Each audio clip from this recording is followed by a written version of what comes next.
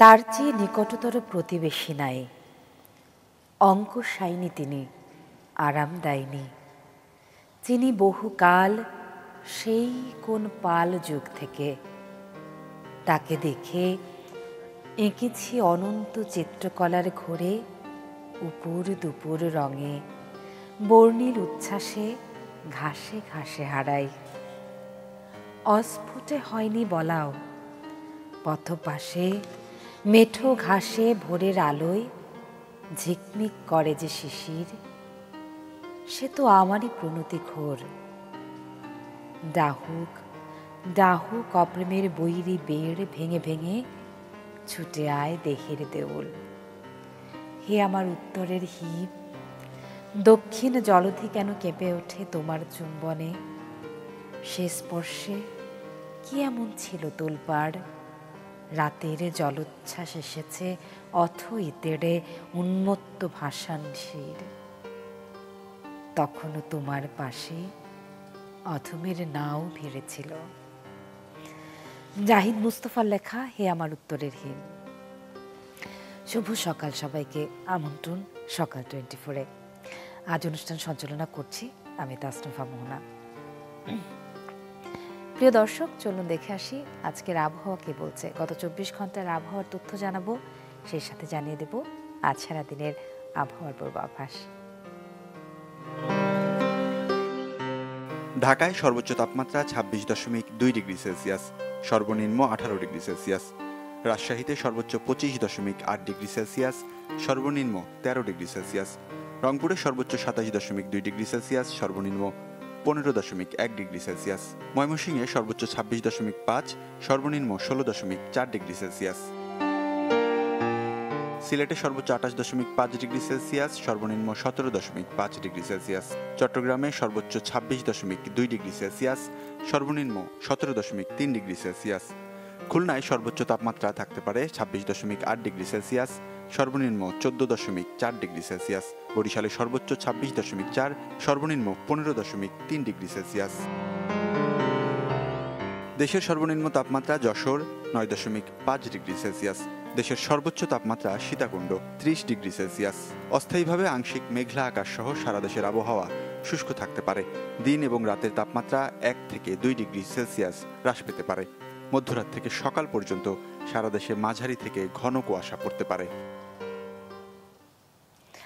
জানছিলাম আবহাওয়ার পূর্বাভাস, এবং সকাল থেকে খুব একটা শীত না পড়লেও একটু আগের থেকে কিন্তু ভীষণ কুয়াশা এবং শীত পড়তে শুরু করেছে রাজধানীতে, এবং আশেপাশেও এর যে প্রভাব সেটি কিন্তু পরিলক্ষিত হচ্ছে। আজ বুধবার 24 পৌষ 1431 বঙ্গাব্দ, 8 জানুয়ারি 2025 খ্রিস্টাব্দ। প্রিয় দর্শক, চলুন এবারে শীতের প্রসঙ্গে আবার একটু কথা বলা যাক। শীত মানেই যেন কৃষকের মাঠ ভরা বাহারি ফসল, আর কুয়াশা ভেজা ভোর থেকেই কৃষকের ব্যস্ততা। শীতের সকালে সবজির ফলন নিয়ে জানবো, রংপুর থেকে যোগ করছি ফখরুল শাহিনকে। শাহিন, শুভ সকাল আপনাকে। শীত ভালো মন্দ দুই ধরনের অনুভূতি নিয়ে আমাদের মাঝে আসে। আপনি যেখানে আছেন সেখানে সবসময় শীতের সবজির ফলন ব্যাপক হারে পরিলক্ষিত হয় প্রতি বছর। এবছর শীতের ফলন কীরকম এবং কী ধরনের সবজি সেখানে উৎপাদন হচ্ছে, কৃষকদের মন্তব্য কী?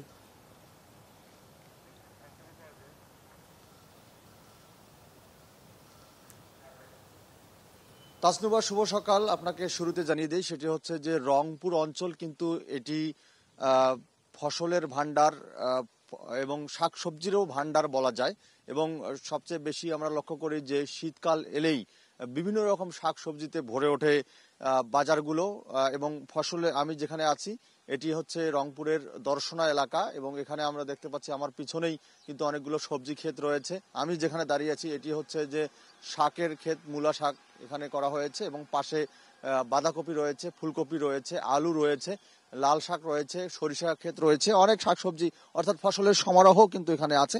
এবং আমার সাথে একজন কৃষকও আছে। আমরা একটু শুরুতে কৃষকের সঙ্গে কথা বলবো, একটু জানার চেষ্টা করব যে এবার আসলে শাক সবজির আবাদ কেমন হয়েছে, দাম কেমন পাচ্ছেন, সব মিলে যদি আমাদেরকে একটু জানান। আমরা এবারে শাক সবজি আবাদ করছি, আবাদের এবারে একটু দাম কম, মানে কমে গেছে। ইয়ার আগে দামটা বেশি ছিল, ইয়ার পরে কম। এখন পাতাকপি আবাদ করছি, পাতাকপি বর্তমানে 20 টাকার থেকে শুরু করি, এখন 10 টাকা পিস বিক্রি করতেছি আর কি। তারপরে ফুলকপি 4টায় 20 টাকা। আলু ক্ষেত যেটা আছে আমার, আলু ক্ষেত মনে করেন ইয়ার আগে 50 টাকা 60 টাকা বাজার গেল, এখন মনে করেন বাজার 16 টাকায় নামিয়ে আলছে। তা আমরা বিশেষ করি যেটা আবাদ করছি আর কি, আবাদে মনে করেন পরিশ্রম আছে, টাকা ব্যয় হয়েছে, কিন্তু ফসলের এবার দাম একটু কমে গেছে। জি ধন্যবাদ। আমরা বুঝতে পেরেছি যে এবার ফলন ভালো হয়েছে এবং সেই হিসাবে আপনারা খরচও করেছেন অনেক বেশি, কিন্তু সেই হিসাবে আসলে কৃষকরা দাম পাচ্ছে না। এবং শুধু এই কৃষক নয়, আরো অনেক কৃষকের সঙ্গে আমরা কথা বলেছি। শুধু ফুলকপি বাঁধাকপি বা এই শাক নয়, এছাড়াও যে শিম রয়েছে এবং তাছাড়া অন্যান্য যে সবজিগুলো রয়েছে, সব সবজিগুলোর ক্ষেত্রে একই অবস্থা। আমরা কৃষকদের সঙ্গে কথা বলেছি, মাঠে গিয়ে দিয়েছি। বিশেষ করে প্রান্তিক কৃষক যারা আছেন, যারা মাঠ থেকে বিক্রি করেন, তারা আসলে মূলত দামটা কম পাচ্ছেন। ধরেন যে রংপুরে যে ফসলের মাঠগুলো আছে, বাঁধাকপির মাঠ বা ফুলকপির মাঠ আছে, সেখানে কিন্তু প্রতি পিস ফুলকপি এখানে 2 টাকা থেকে 5 টাকা পর্যন্ত বিক্রি হচ্ছে। কিন্তু এখান থেকে বাজারে যাওয়ার সঙ্গে সঙ্গে ক্রেতারা যারা কিনছেন, তারা কিন্তু 20 থেকে 25 টাকা পিস ফুলকপি কিনছেন এবং একই সঙ্গে বাঁধাকপিও কিন্তু সেই হিসাবে 20-25 টাকা বিক্রি হচ্ছে। অর্থাৎ কৃষকরাই কিন্তু বরাবরই দাম কম পেয়ে থাকে, আমরা লক্ষ্য করেছি। এবং সবচেয়ে বড় কথা হচ্ছে যে এবার বাজারগুলোতে আমরা দেখেছি ভরপুর ফসল শাকসবজি উঠেছে, কিন্তু দামও কিন্তু হাতের নাগালে তেমনটা ক্রেতাদের রয়েছে, কিন্তু কৃষক অনেক ক্ষতিগ্রস্ত হচ্ছেন। তো এই ছিল এখানকার সর্বশেষ। তাসনুভা। শাহিন, অসংখ্য ধন্যবাদ আমাদের সাথে যুক্ত হবার জন্য। ফখরুল শাহিন ছিলেন আমাদের সঙ্গে এবং তার কাছ থেকে জানছিলাম রংপুরের দর্শনায় কিরকম ফলন হচ্ছে শীতকালীন সবজির। শীতের প্রসঙ্গে যখন এলো, তাহলে চলুন এবারে সংবাদ শিরোনামগুলো পড়া যাক। এবং দৈনিক ইত্তেফাকে দেখতে পাচ্ছি শেষ পাতায় শীত সম্পর্কিত একটি প্রতিবেদন লেখা আছে। এবছর পরে এসে আগে বিদায় নিয়েছে পরিযায়ী পাখি। প্রাকৃতিক সৌন্দর্যে লীলাভূমি জাহাঙ্গীরনগর বিশ্ববিদ্যালয়ে প্রতি বছর শীতে আসে অতিথি পাখি। এ সময় রং বেরঙের পাখির কলতানে মুখর থাকে ক্যাম্পাস। জলবায়ু পরিবর্তন সহ নানা কারণে এবার অন্যান্য বছরের তুলনায় কম এসেছে অতিথি পাখি। চলুন ইত্তেফাকের অন্যান্য শিরোনামগুলো আরেকবার পড়ে নেওয়া যাক। লন্ডন গেলেন খালেদা জিয়া, পথে পথে মানুষের ঢল। লন্ডনের উদ্দেশ্যে ঢাকা ত্যাগের আগে গতকাল রাতে বিমানবন্দরে বিএনপি চেয়ারপারসন খালেদা জিয়াকে বিদায় জানান দলের সিনিয়র নেতারা। 7.5 বছর পর আজ মা ছেলের মহাপুনর্মিলন। এবং শেয়ার বাজার সংস্কার করা হচ্ছে বলেন অর্থ উপদেষ্টা। শেয়ার বাজার থেকে 1.5 শতকে 1 লাখ কোটি টাকা আত্মসাৎ করা হয়েছে। এই ছিল দৈনিক ইত্তেফাক। এবার পত্রিকা পরিবর্তন এবং সমকালের শিরোনাম। জল্পনা শেষ খালেদার লন্ডন যাত্রা। গুলশানে বাসভবন ফিরোজা থেকে বের হয়েই উচ্ছ্বসিত নেতাকর্মীদের মাঝে খালেদা জিয়ার গাড়ি বহর। মঙ্গলবার রাতে লন্ডন যাত্রার পথে বিমানবন্দরের উদ্দেশ্যে বের হওয়ার সময় এই চিত্রটি দেখা যায়। তার পাশে আরেকটি গুরুত্বপূর্ণ শিরোনাম, সেতুর টোলে চলছে এখনো নৈরাজ্য। বর্ধিত হার কার্যকর হচ্ছে না, 10 সেতুতে টোল আদায় বন্ধ। 5 আগস্টের পর পালিয়েছে বিভিন্ন সেতুতে টোল আদায়কারী প্রতিষ্ঠানের লোকজন। শহীদের তালিকায় নাম ওঠাতে হয়রান পরিবার। নাহিদুল ইসলাম, পঙ্কজ কুমার কর, সিয়াম আহমেদ রাহিম, সুমন মিয়া। 5 আগস্ট বিজিবির গুলিতে প্রাণ হারান 3 জন, পুলিশের গুলিতে 1 জন। আবেদন করা হলেও নাম তালিকাভুক্তিতে গড়িমসি, মেলেনি সরকারি সহায়তা। এবং সংসদের আগে বিএনপি চায় না স্থানীয় নির্বাচন। স্থায়ী কমিটির বৈঠক, ঘোষণাপত্রে 16 বছরের নির্যাতন ত্যাগের স্বীকৃতি আদায়ে সোচ্চার থাকবে দল। এ ছিল সমকালের গুরুত্বপূর্ণ সংবাদ শিরোনামগুলো। পড়ছে প্রথম আলো। মহাসড়ক নির্মাণের ব্যয় বাংলাদেশে বেশি। 4 লেন মহাসড়ক। ভারত সহ এশিয়ার অন্যান্য দেশের তুলনায় বাংলাদেশে মহাসড়ক নির্মাণ ব্যয় কয়েক গুণ বেশি।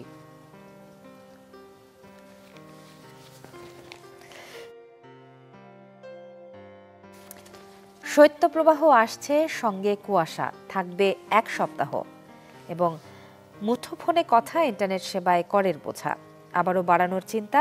অন্তর্বর্তী সরকার মুঠোফোন সেবায় নতুন করে 3% সম্পূরক শুল্ক আরোপ করতে পারে। এবারে কালের কণ্ঠ।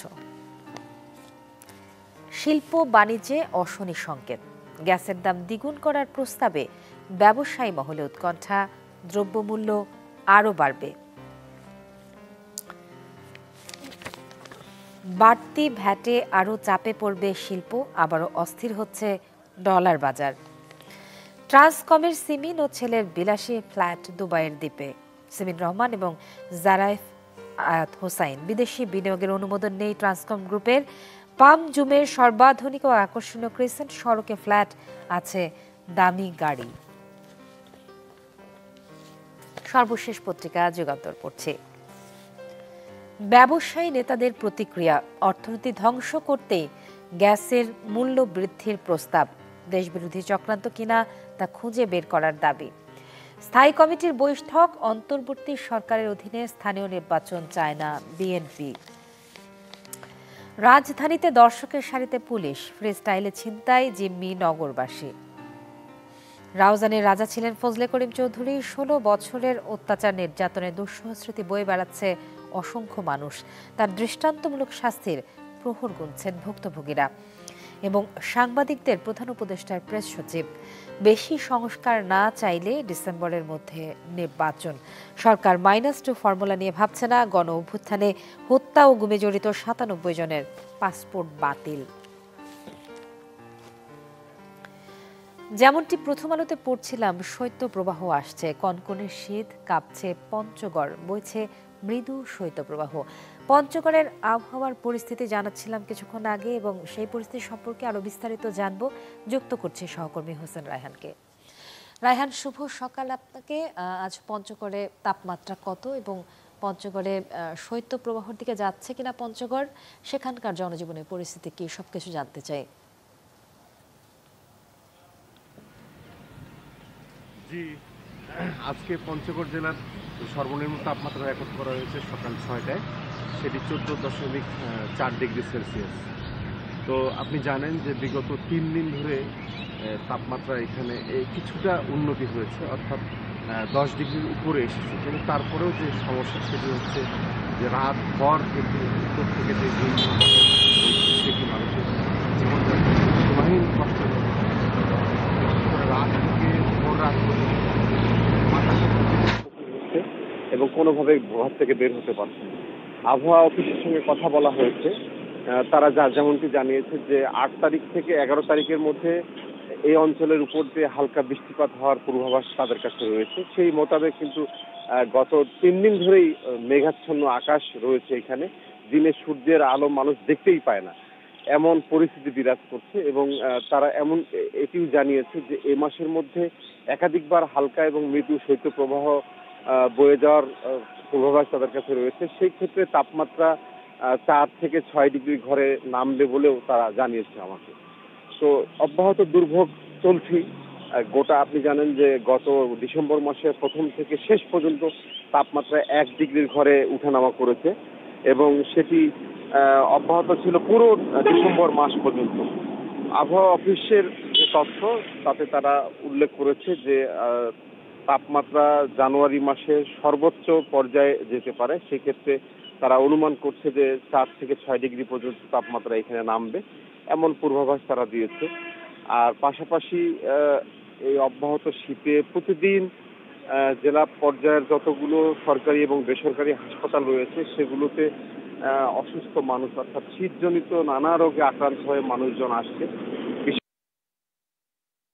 গত 7 দিনে তীব্র শীতের কারণে মানুষ খড়কুটো জ্বালিয়ে আগুন নিবারণ করার চেষ্টা করেছে। সেই ক্ষেত্রে বিভিন্নভাবে আগুনে দগ্ধ হয়ে প্রায় 8 জন মানুষ আহত হয়েছে, এমন খবর আমাদের কাছে রয়েছে।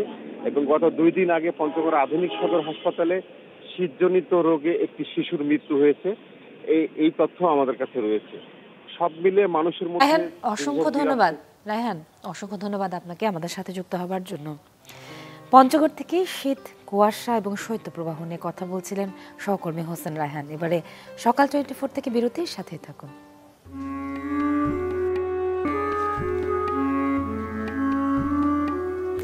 হিমের রাতে শরীর ওম রাখবার জন্য দেশওয়ালিরা সারা রাত মাঠে আগুন জ্বেলেছে, মোরগ ফুলের মতো লাল আগুন।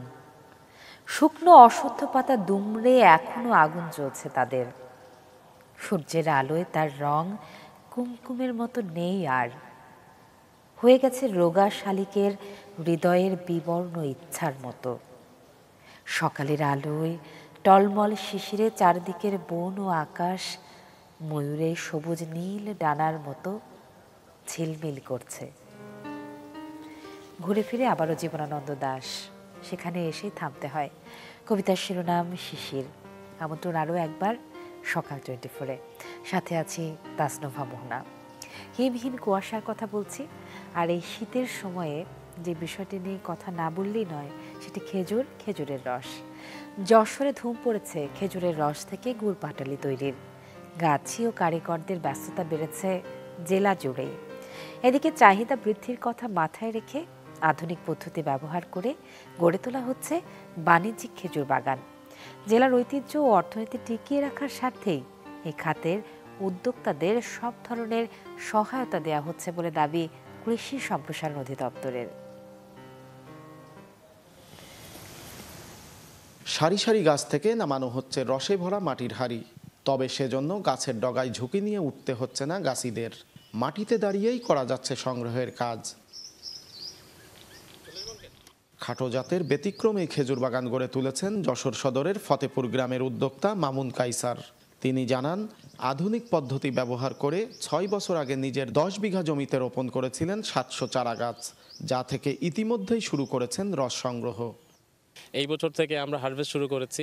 আলহামদুলিল্লাহ 50টা গাছ এই বছরে আমরা হারভেস্ট করেছি। আশা করছি নেক্সট ইয়ারে 50% হবে। তারপরের বছরে মানে 2 বছর পরে সম্পূর্ণ গাছ আমরা হারভেস্ট করতে পারবো। আমি এটা এক্সপোর্ট করতে চাই, সেই জন্য আমি সিরাপ বানানোর জন্য বিদেশ থেকে ফিল্টার নিয়ে আসছি। সিরাপ আমি প্রাথমিকভাবে বানিয়েছি এবং এটা এক্সপোর্ট করতে চাই। আশা করছি নেক্সট ইয়ারে আমরা এক্সপোর্ট প্রসেসে যেতে পারবো। বাগানের ভেতরেই চলছে গুড় পাটালি তৈরির কর্মযজ্ঞ। সংগ্রহ করা রস বড় তাওয়ায় ঢেলে ঘণ্টা 3 চুলায় জাল দেওয়ার পর নানা প্রক্রিয়ার মাধ্যমে বানানো হয় যশোরের বিখ্যাত খেজুর রসের গুড় পাটালি, যা পরে চলে যায় দেশের বিভিন্ন প্রান্তের ভোক্তার কাছে। পিওর খেজুরের রসটা আইস করে আমি মার্কেটিং করতে চাচ্ছি। আমি দেশের গণ্ডি পেরিয়ে বাইরেও এক্সপোর্ট করার আমার ইচ্ছা আছে। গুড় বানাই, পাটালিও বানাই, এটাকে কোনো যাতে ময়লা না যায় সেজন্য আমরা সুন্দর পরিবেশে করি।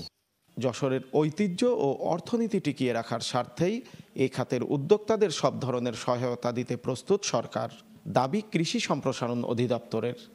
আমরা আশাবাদী এরকম আরও বেশি উদ্যোক্তা সৃষ্টির মাধ্যমে আমাদের এই যে খেজুরের রস গুড় আরও বেশি উৎপাদনের মাধ্যমে বিদেশে রপ্তানির মাধ্যমে আমাদের অর্থনীতিকে আরও বেশি সমৃদ্ধ করতে পারি। জেলায় 23 লাখ খেজুর গাছের মধ্যে মাত্র 3 লাখ গাছ থেকে রস আহরণ হয়, যা থেকে উৎপাদিত গুড় পাটালির বার্ষিক বিক্রির পরিমাণ 100 কোটি টাকা। তৌহিদুর রহমান, চ্যানেল 24, যশোর। যশোরে এই উদ্যোগকে আমরা সাধুবাদ জানাই এবং এই শীতের যে পাটালি গুড়, খেজুরের রস, এগুলো দেশীয় যে চাহিদা সেটি মিটিয়ে বিদেশীয় রপ্তানি হোক, এমনটাই প্রত্যাশা আমাদের। চলে যাচ্ছি পরবর্তী আয়োজনে। জন্মদিনের শুভেচ্ছা জানাই যাদের আজকের দিনে জন্মদিন। চলুন জেনে আসি পৃথিবী বিখ্যাত কারা কারা আছে আজকের দিনে যাদের জন্মদিন। 1909 সালের এই দিনে জন্মগ্রহণ করেন বাঙালি ঔপন্যাসিক, ছোট গল্পকার এবং শিশু সাহিত্যিক আশাপূর্ণা দেবী। বিংশ শতাব্দীর বাঙালি জীবন, বিশেষত সাধারণ মেয়েদের জীবনযাপন ও মনস্তত্ত্বের চিত্রই ছিল তার রচনার মূল উপজীব্য। তার প্রথম প্রতিশ্রুতি সুবর্ণলতা, বকুল কথা উপন্যাস। উপন্যাসত্রয়ী 20 শতকের বাংলা সাহিত্যের শ্রেষ্ঠ রচনাগুলোর অন্যতম বলে বিবেচিত হয়। তার একাধিক কাহিনী অবলম্বনে রচিত হয়েছে জনপ্রিয় চলচ্চিত্র। 1924 সালের এই দিনে জন্মগ্রহণ করেন ইংরেজ অভিনেতা, গায়ক, সুরকার এবং লেখক রন মুডি। তিনি অলিভার চলচ্চিত্রে এবং 1983 সালে এর ব্রডওয়ে মঞ্চায়নে ফ্যাগিন চরিত্রে অভিনয়ের জন্য সর্বাধিক পরিচিত। অলিভার চলচ্চিত্রে অভিনয় করে হাস্যরসাত্মক চলচ্চিত্রের শ্রেষ্ঠ অভিনেতা বিভাগে গোল্ডেন গ্লোব পুরস্কার লাভ করেন ও শ্রেষ্ঠ অভিনেতা বিভাগে একাডেমি পুরস্কারের মনোনয়ন লাভ করেন। 1935 সালের এই দিনে জন্মগ্রহণ করেন মার্কিন রক সঙ্গীতশিল্পী ও অভিনেতা এলভিস প্রেসলি। তিনি বিংশ শতাব্দীর সবচেয়ে জনপ্রিয় গায়ক এবং সবচেয়ে বহুল বিক্রিত অ্যালবামের সঙ্গীত শিল্পীদের মধ্যে অন্যতম। তিনি বিংশ শতাব্দীর অন্যতম উল্লেখযোগ্য সাংস্কৃতিক আইকন হিসেবে বিবেচিত। তাকে king of rock and roll নামে অভিহিত করা হয়। রেকর্ড সঙ্গীতের ইতিহাসে প্রিসলি সর্বাধিক বিক্রিত একক শিল্পী। 1942 সালের এই দিনে জন্মগ্রহণ করেন শতাব্দীর তাত্ত্বিক পদার্থবিজ্ঞান এবং কসমোলজি বা মহাবিশ্ব তত্ত্বজগতের এক প্রবাদ পুরুষ স্টিভেন উইলিয়াম হকিং। তিনি একাধারে ইংরেজ তাত্ত্বিক, পদার্থবিজ্ঞানী, গণিতবিদ, বিশ্বতাত্ত্বিক ও বিজ্ঞান বিষয়ক জনপ্রিয় ধারার লেখক। তাকে 20 শতকের অন্যতম সেরা তাত্ত্বিক পদার্থবিজ্ঞানীদের একজন হিসেবে গণ্য করা হয়। 1945 সালের এই দিনে জন্মগ্রহণ করেন বাংলাদেশি চলচ্চিত্রের শক্তিশালী ও জনপ্রিয় কৌতুক অভিনেতা আব্দুস সামাদ, যিনি টেলি সামাদ নামেই অধিক পরিচিত ছিলেন। তিনি টেলিভিশন ও মঞ্চনাটকেও অভিনয় করেছিলেন। এছাড়াও তিনি গায়ক এবং সঙ্গীত পরিচালক ছিলেন। 1973 সালে নজরুল ইসলাম পরিচালিত কারবো চলচ্চিত্রে প্রথম অভিনয় করেন টেলি সামাদ। আবারও জন্মদিনের অনেক অনেক শুভেচ্ছা জানাই আজকের দিনে যারা জন্মদিন এবং যারা এই মুহূর্তে দেখছেন সকাল 24। এতক্ষণ সাথে ছিলাম আমি তাসনুভা মোহনা। অনেকগুলো পত্রিকা হাতে আজকের সকাল 24 আপনাদের সাথে ছিলাম। প্রথম আলোতে আজকে শেষের পাতায় বন সূর্যমুখী নামে একটি প্রতিবেদন রয়েছে। সেই সূর্যমুখীর কথা বলতে চাই সরিষা ফুলের কথা, বলতে চাই শীতের কথা। সে হোক কনকনে ঠান্ডা, শৈত্যপ্রবাহ কিংবা কুয়াশা ঘেরা সকাল, সব কিছুই কিন্তু আমাদের কাছে ভীষণ গুরুত্বপূর্ণ। কারণ বাংলাদেশের ঋতুভেদে শীত ঋতুটা বাঙালির জন্য ভীষণ ঐতিহ্য বহন করে। প্রিয় দর্শক, শীতের সকালে দেখা হবে আরও একবার। শুভ সকাল যাবার আগে।